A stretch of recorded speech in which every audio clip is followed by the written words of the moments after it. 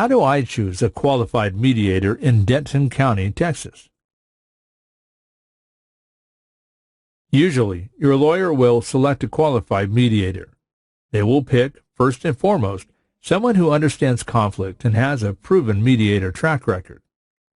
You want someone that can gather information from the two parties, identify the most important elements for each, and figure out how to make those positions fit together.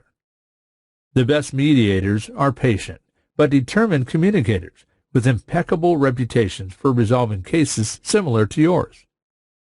Mediators with experience tend to be better at communicating with the parties about their interests, explaining what they are up against and what a trial will look like for them, which is very helpful.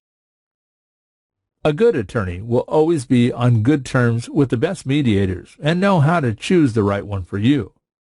John Haughton has extensive experience working with Denton County mediators in civil litigation and family law.